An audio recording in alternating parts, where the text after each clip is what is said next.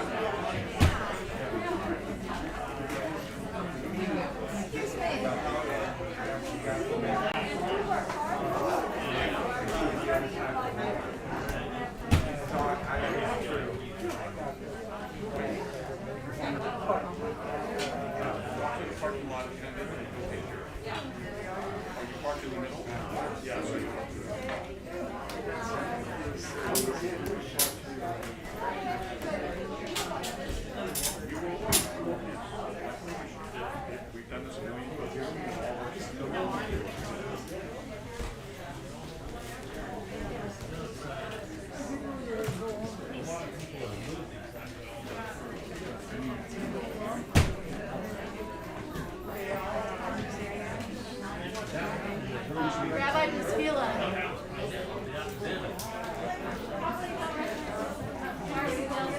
are you?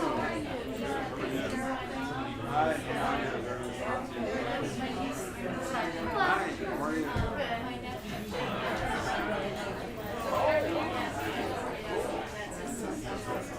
I'm looking good.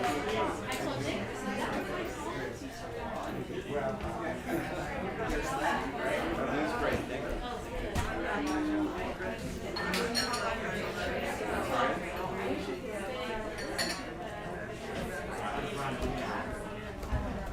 It's great to see you. How are you? Everything good?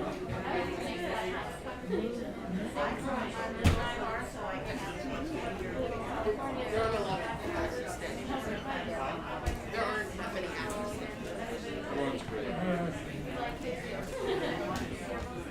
Yeah, I'm in Israel now. New York. I was there. My son lives in Israel. Oh, that sounds very nice. Nice to see you. I know that they're Thank you so much.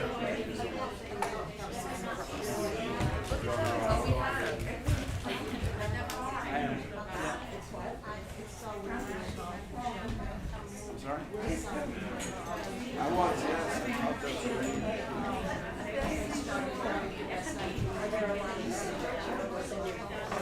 I remember that very well. I taught there for about Jerry Friedman. How long will it be? 20 minutes. 20 minutes.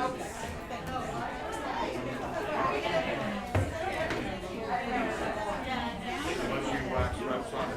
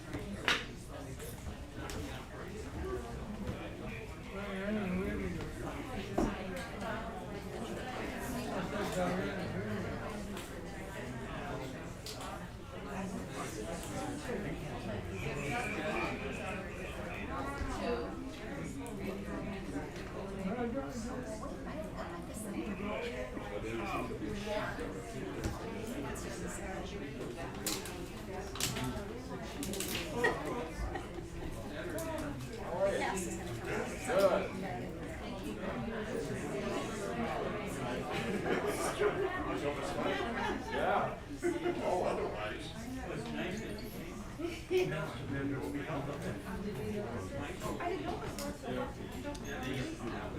So we'll wait about 2 more minutes for people to move their cars, and then we'll get started.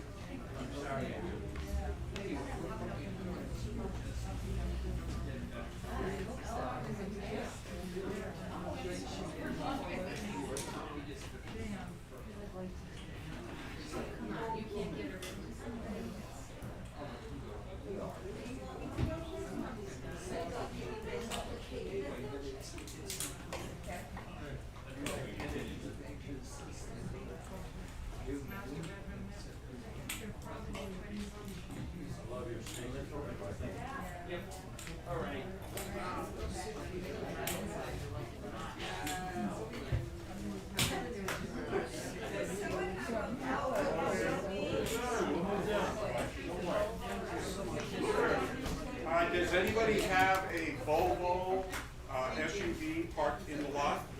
I think it's blocking. Hi, how are you? Good. For you? It's good.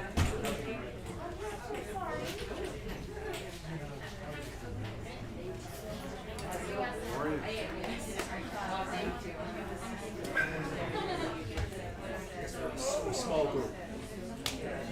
Big group here. That's how the show. Oh, that was a good audience. Yeah, it was fun. We're sitting, there was a gentleman next to us with a lot of line.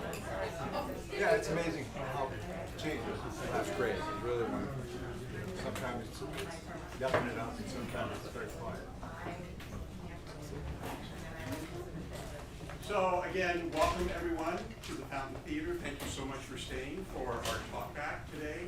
Again, my name is Simon Levy, and I'm the producing director here at the Fountain Theater. And with us is Barbara Goodhill, who is our director of development. And some of the cast, obviously, who you've spent the last few hours with, will be joining us. And our special guest today is Rabbi Daniel Bouskila.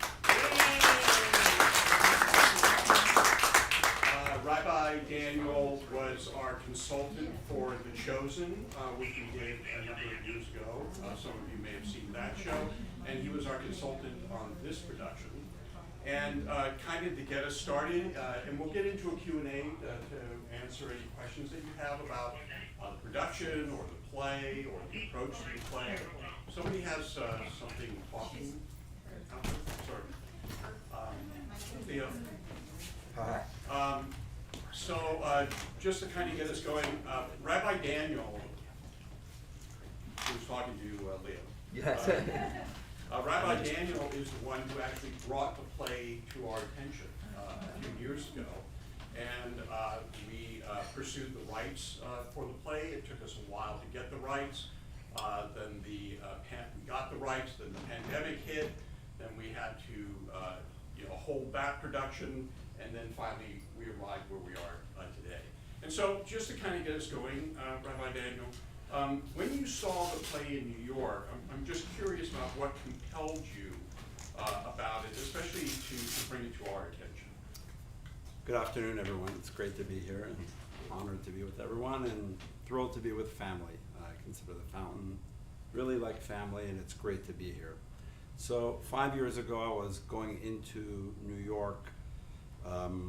Partially that I was speaking somewhere, I was invited, but I was motivated really to make my speaking gig around the time where at the 92nd Street Y, there was a discussion, a conversation between Bernard-Henri Lévy, the French philosopher, and Leon Wieseltier, and they were talking about Israel, the Holocaust, memory, and so I said, I really want to go in and have my speaking gig around that time because I'd really love to hear them.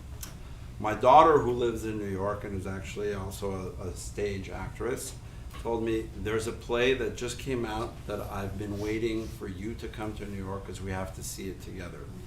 And so on a Tuesday evening, I went to hear at the 92nd Street Y, the Weasel Tier and Henri Levy. The next night we went to See If I Forget.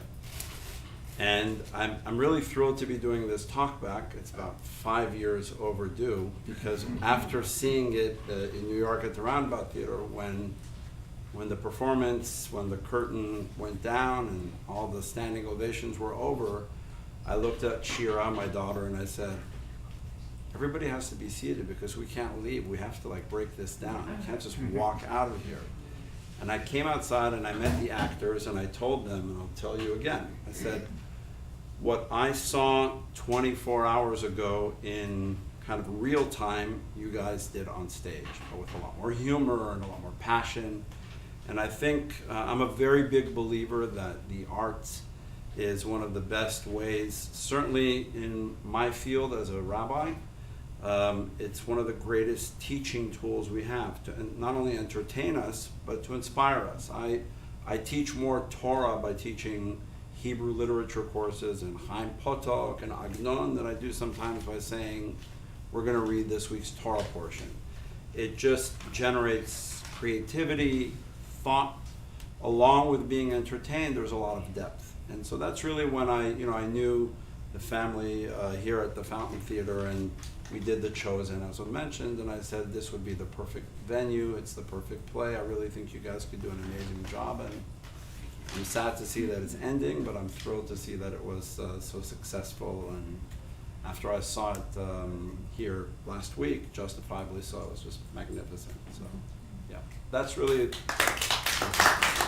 motivated me. I believe that there's a lot to discuss, and the actress, one of the actresses when I met in New York, she said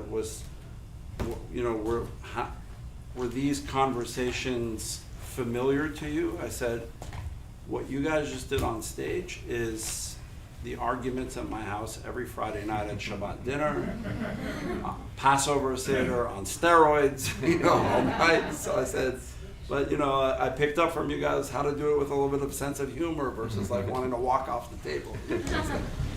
But yeah, that's really the background why, and I'm happy it worked. That's wonderful. Thank you. And we thank you for bringing the play to our Pleasure. community. I'm thrilled. We have a quick question already. What is your opinion about the idea of forgetting, not completely, but forgetting or moving the Holocaust from the centrality of Judaism, which I believe it is today, and has been for quite a So while? I usually give sermons only on Shabbat morning, not on Sundays. That's the other religion. So, I'm usually not the kind of rabbi that will say in this week's Torah portion, but as it so happens, in this coming week's Torah portion is the quintessential phrase from which this show could either, borrow its aura. This coming week, we read the phrase from the Torah, which is read twice a year, once in its context in this week's Torah portion, but once there's a special Sabbath immediately preceding the holiday of Purim, where we commemorate the almost Holocaust of Haman and the Jews and the Persian Empire, and it's a Sabbath that's called Shabbat Zachor, the Sabbath of remembrance, of remembering. The word Zachor means to remember. What are we remembering? We read the verse, which is the ultimate verse of anything from don't forget your enemies to get over it, it's been 3,000 years, right? Zachor et asher asa lecha Amalek. Remember what the Amalekites did to you. The Amalekites represent, in Jewish thought, the quintessential, archetype of the enemy, from the Amalekites to the Nazis and anything in between. And we're commanded to remember, not forget. It says, Zachor lo tishkach. Remember, don't forget. That's in this week's Torah portion, next Saturday. What's my opinion? I think there has to be a balance. You're asking me, I'm currently now just out of interest pursuing online at Yeshiva University, my alma mater, a master's degree. You won't like, your character won't like this, in Holocaust studies. I want you to react as your character. Why am I doing that? Not because I think, I think they're still out to get us, but I think because there's a necessity to learn. It could be Holocaust studies, which it's actually called Holocaust and Genocide Studies. So that means that, the Holocaust might be the motivating word, but it's the classes and the coursework is about all genocides, and I don't think we can forget. But I'm not a believer in just remembering out of paranoia and creating our philosophy and our central worldview based on that. What are we going to do with that memory? What are we going to turn it into? If we turn it into an agent of change, of hopefully teaching tolerance and avoiding the past mistakes of extremism in this country and anywhere in the world, then I'm a fan of it. If it's just to say they're out to get us, what some people call the Purim Jews. The Jews will say, I never trust the non-Jews, and I won't make peace with anyone. I'm personally not a fan of that kind of memory. So there I agree with the professor. Did most of you kind of go back and forth throughout the play in terms of this issue of to forget or not to forget, siding with different characters at different times? Ma'am? Okay. I think there's relevance in thinking about whether we do ourselves a disservice by, what shall I say, over broadcasting the Holocaust, using it as our victimhood. I think there's definite worry that could be taken the way it would obviously be taken by any group, not just for Jews. Now, the reason for keeping the thought is, of course we can't forget, but we can't forget for Rwanda, Bosnia, the genocide that the Turks committed on the Armenians, for any of those, and any of them, unfortunately, I have to say this is coming, because it's part of the hatred that human beings carry for differences that will bring it forth, unfortunately, again. Are Jews in a separate situation? Yes. We are always, to some extent, the target of things going wrong in society, of clashes, of differences of opinion. For some reason or another, we seem to have scapegoat written on our backs. But if we actually use that to display victimhood, that's a terrible idea. And the Israelis don't do that.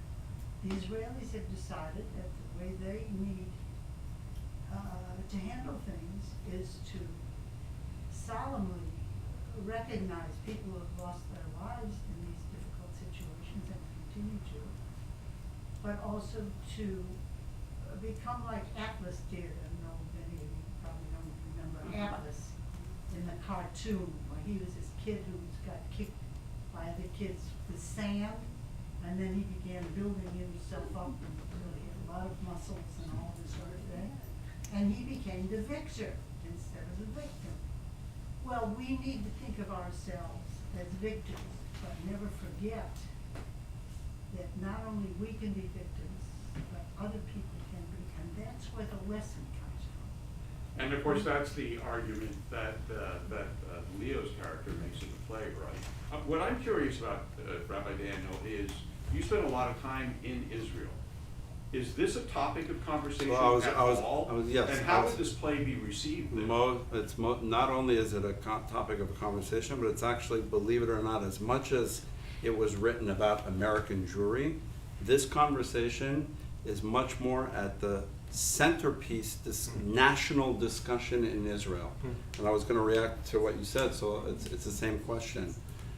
In Israel, there's something that happens every 11th grade boy and girl automatically takes a trip to Poland in 11th grade.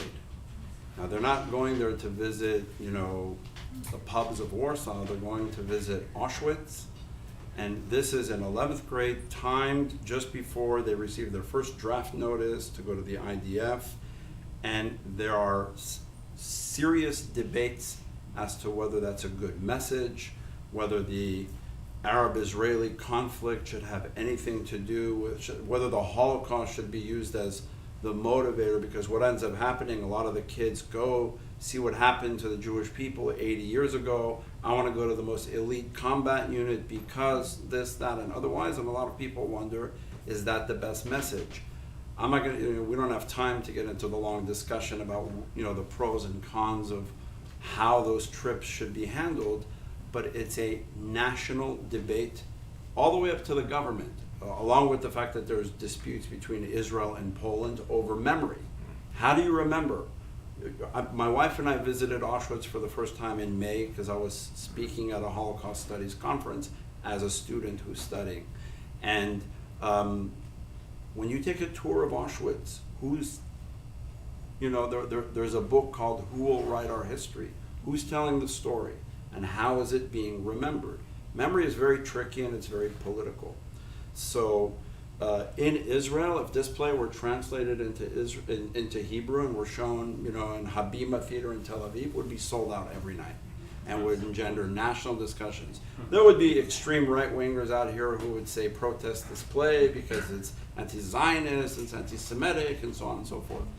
Many, many, many Israelis would say, yes, this is a discussion we are currently having. You could just go on the Times of Israel, Jerusalem Post, you'll see articles about these subjects that you were discussing every single day.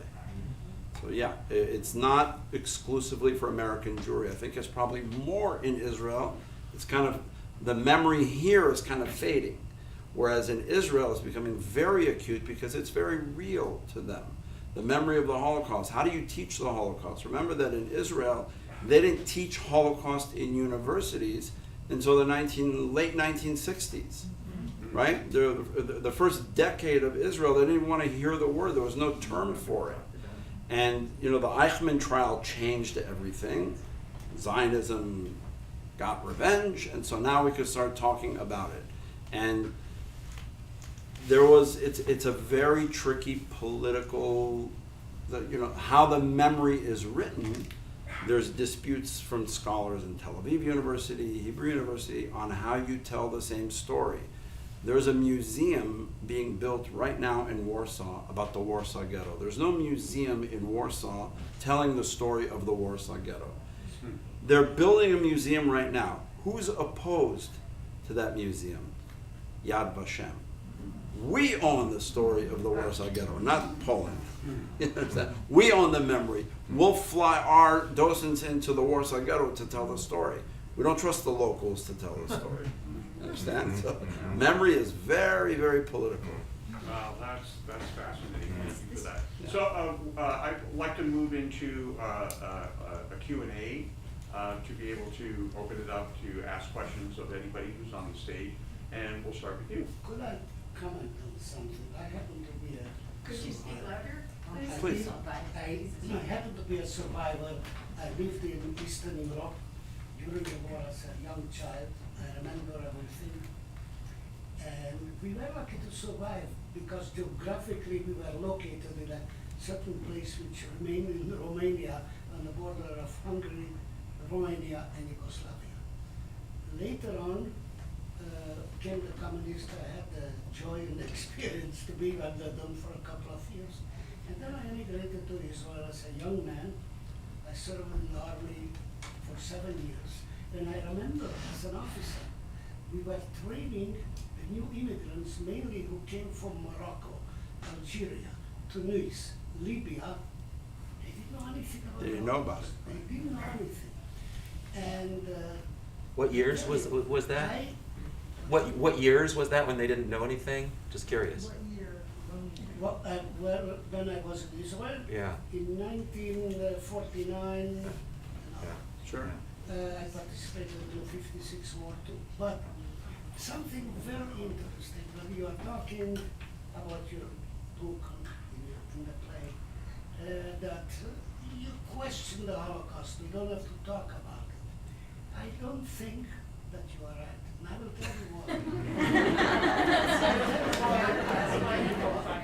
I remember we had a president who once says,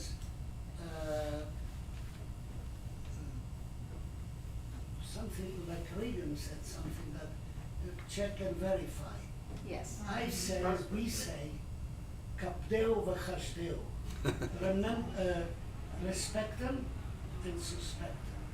Look, we cannot afford the anti-Israelis, the anti-Semites to come and talk about the Holocaust. We can't accept it. But when a Jew talks against the Holocaust, listen, it's terrible. I have problems, I'm an old man. I have problems with my adrenaline. With your what? With my adrenaline. You know, it just. Adrenaline? Yeah. I enjoyed the play, so it was wonderful. And, Thank you. I understand there is a second part. No? This is the second part. This is the second Yeah. Okay, my Minister of Culture. The second part is on Pesach. Yeah, exactly. It's on Passover, the second I part. We get understood to. for a Minister of Culture that the second, I enjoyed that. And as a matter of fact, you know, I'm going to come back to sit over there to hear you better. So thank you for joining us. Thank you.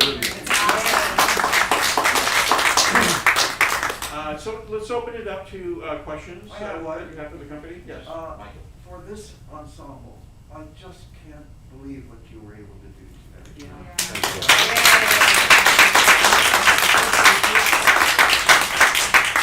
I just think that to maintain your character and coming in as you're moving furniture was brilliant. I mean, what was that a task for you in terms of maintaining what you have done, about to do, and doing that with the logistics of this and maintain the power?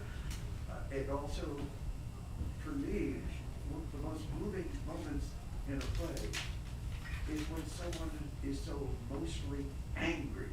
And Mr. Marks, when you did that, the full power of this experience was really so strong. And Thank I you. really hope you commend you for that.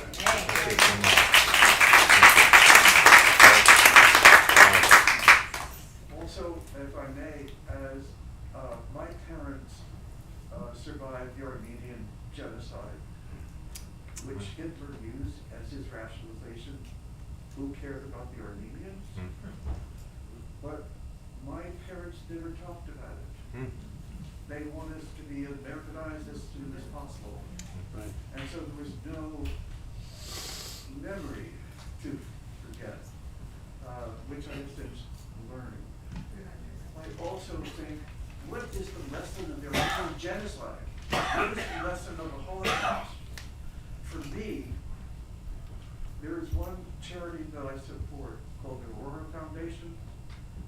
It's an Armenian organization. They pay $100 a year to an activist that is not Armenian, not an Armenian, who's fighting for the things that happened to the Armenians. This is why I'm disappointed that the Armenian response to Ukraine is mute.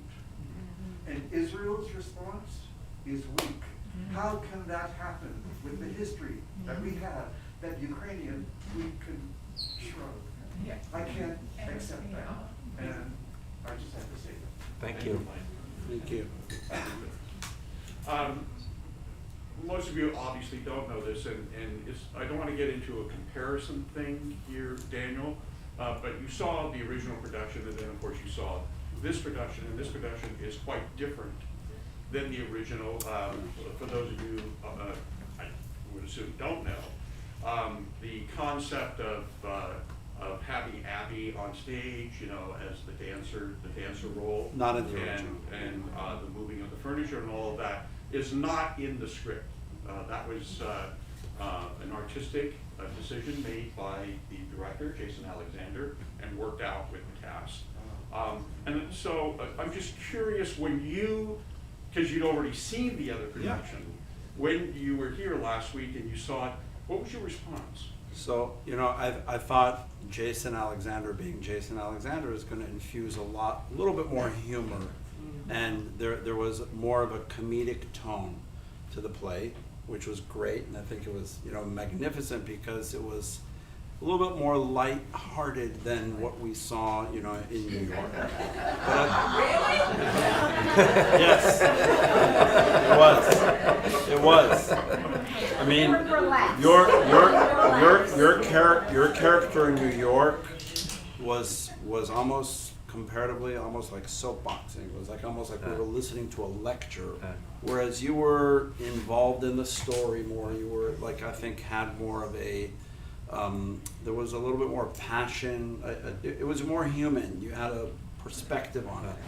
But at the same time, the inclusion of the dancer, the daughter that you never ever see in the original. You know of her, she's on the phone, she's on Israel, something happens, and we have to figure it out, and she's not part of our consciousness during the show at all. Maybe afterwards those will ask. I thought on one hand where it felt maybe a little bit more lighthearted, but the inclusion of the daughter made it not darker but more poignant, because what was eventually happening to her, to me, the moment that brought me to tears is when you were trying to, hold on to her and she was resisting. That was very, very powerful, that interaction. And, to get into the psyche of a character who's it was surreal, she wasn't really there, but she's in between scenes and moving around. And the dance element of it too, the whole artistic thing, I think was like, in Judaism we use the term midrash, which means interpretation of a text. It's almost like it was interpreting the story on stage. There was this a commentary, as in the beginning she was like a little bit more in nirvana, and then it got darker and darker, so that kind of touched me a lot, and that was a beautiful difference.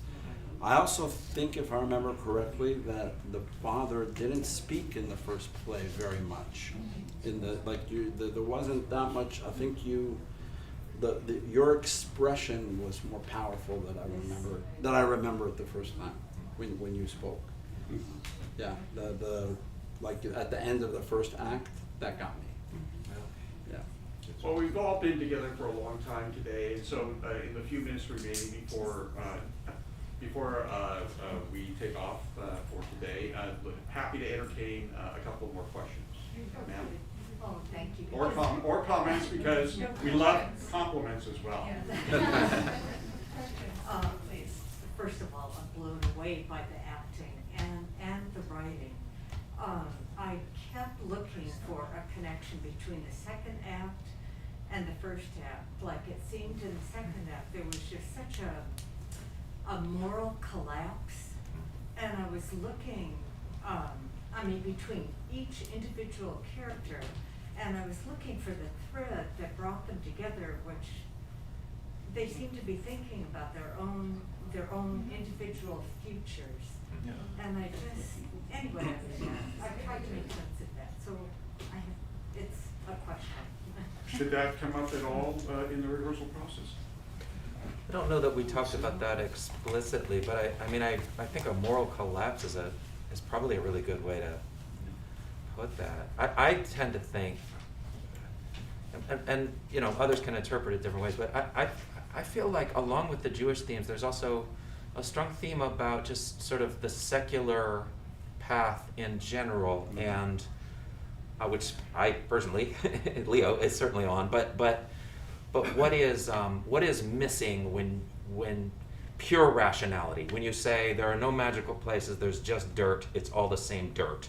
If that's your cri de coeur, what is left? And I think there's a connection to this young man's yearning, to Abby's psychosis in a way, that there's something that has been crushed out of what human beings really need by Michael's pure rationality. And so a moral collapse, I think he's a deeply moral man who is overly narrow in what he allows into his realm, and it's distorting his world in a funny way. Yes, right, that makes sense, and I think that it's almost like the ambiguity, leaving it as a question is such a strong message too. Yeah, And yeah. I couldn't help looking for an answer. And I think, Or I see it that way, that this is a play that almost demands that you search for that answer, but it's not inside the play. I think that there are pebbles, there are breadcrumbs of it within the play, and I always find the grandfather's line to you, when he says, "To you, history is an abstraction." To those of us who lived through this, whatever, dreadful century, nothing is an abstraction. And when I hear that line in the play, like I myself remember that I'm named after two of my grandmother's sisters who died in the Holocaust. Probably many of us can have similar kinds of touch points. So we're human beings, and God forbid that we ever view, these kinds of situations with just a head. We have to honor those who came before us. So that to me is the Yes. memory equation. Yes, ma'am, in the back row. So I keep thinking about Can you speak up a little bit? Sure. I keep thinking about intergenerational trauma, and I have friends who are children of Holocaust survivors. But as we were talking, what struck me, I guess I wonder if this was intentional, that the psychosis comes in Jerusalem, and that the child of the father who is resisting becomes psychotic in Jerusalem over this actually intergenerational, multi kinds of Holocaust memory. Yeah. I think that's right on. There's a scholar who's, that's Penny, my wife, when she can't find me in Jerusalem, I'm usually in one of the bookstores shopping. And one of the new books that I just picked up recently in Hebrew is by a scholar of Hebrew literature who just wrote a book analyzing Jerusalem as a character, and almost like what you're saying, like the psychosis of Jerusalem, the appearance of Jerusalem from biblical times through modern Hebrew literature. It's a very intoxicating place. Simon mentioned I spent a lot of time in Israel. We just led a trip this summer. The organization I work for owns and operates, it's called the Sephardic Educational Center, owns a campus in the old city of Jerusalem, right upstairs from the wall. And that's where our groups spend Shabbat, that's where they spend the week, and it could really overtake you. We were there, our group, on Tisha B'Av. Tisha B'Av is the 9th of Av. It's the anniversary of the destruction of the first and second temple. Talk about if I forget versus memory. The whole day, you've got hundreds of thousands of people swarming into the old city, reciting prayers about the memory. There's books this big about the memory of Jerusalem. 99% of those prayers were written by poets who had never even stepped foot in Jerusalem and never saw a photograph of it. Sitting in the Middle Ages in Spain or in Germany writing about the longing for Jerusalem. If I forget. It's been part of our consciousness for a long time. So I didn't write the play, but I think it had everything to do with the fact that her episode happened there. The Jerusalem syndrome is a modern way of saying exactly what happened to Isaiah and Jeremiah and all the other prophets thousands of years ago. Same thing. Thank you all for joining us today.